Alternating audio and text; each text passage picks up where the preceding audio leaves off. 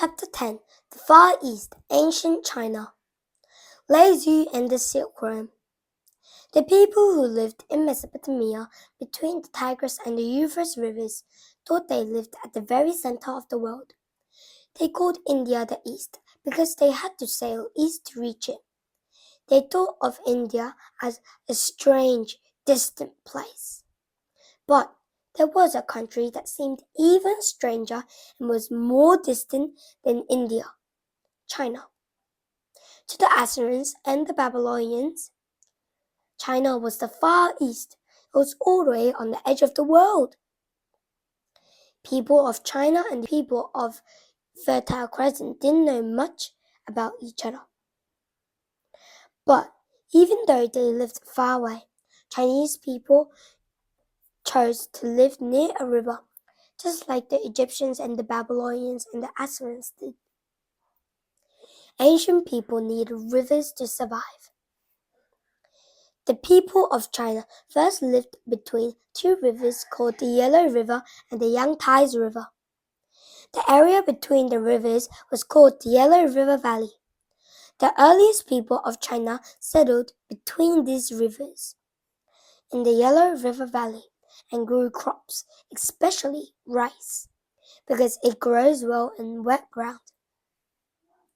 At first, the Chinese people lived separate villages, just like the people of Mesopotamia, but eventually a great leader united the different villages of the Yellow River Valley into one kingdom. The leader who united the Chinese villages was named Huangdi. He lived so long ago that we don't really know very much about him. But there are plenty of stories about his rule. Legends say that Huangdi first discovered medicine and taught the Chinese people how to cure illness. His wife, the Empress Lazu, discovered that silkworms make their cocoons out of silk threads. One day, the Empress Lazu sat in her garden beneath the mulberry trees. Outside the palace walls, she could hear the noises of trading caravans, the sound of camel hoofs on stone, and the cries of street merchants selling candy, jewelry, and tea. But Lazu's walled garden was quiet and peaceful. The breeze moved the leaves of the mulberry tree above her. Min Lai, she called to her maid, bring my lunch out here. I'll eat in the garden today. Soon, Min Lai brought out the Empress's favorite meal, turtle meat with garlic and ginger, candied fruit, rice, and a pot of steaming, fragrant tea. Lazu breathed in this rich smell as she poured it into her cup. She lifted the cup to her mouth. Something splashed into it right in front of her nose. She looked down into her cup. There, floating in the hot water, was something small and round and white. She glanced up onto the branches of the mulberry tree. Hundreds of little white cocoons were dangling just over her head. Cocoons of the silkworm. Inside the cocoon, the silkworms were changing into moths.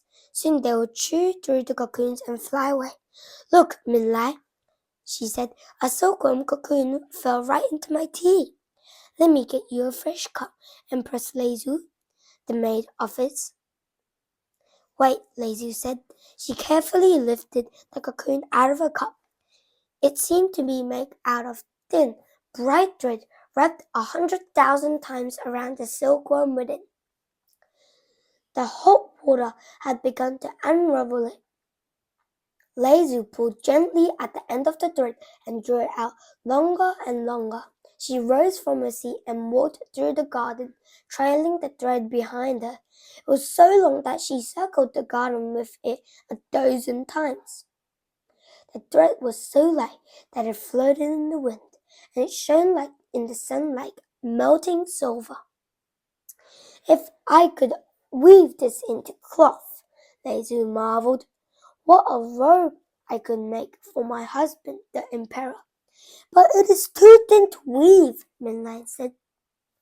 Pick me another cocoon, Moonlight, the Empress said. We will unravel another thread. All afternoon, the Empress and her maid unraveled the fine shining threads from the silkworm cocoons. They twisted the threads together until they were thick as a thread of cotton. And then the Empress called her dressmaker. Can you weave a cloth from these threads? I have never seen threads like these, the dressmaker exclaimed. They are fine as hairs, but soft as the petal of a flower. She took the threads away and wove them into a cloth that shone like water in the sunshine.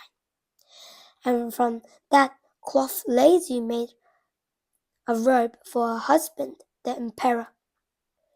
When he saw it, he gasped with wonder. From now on, he said, we will call this silk. The secret of making this wonderful cloth must never leave the palace.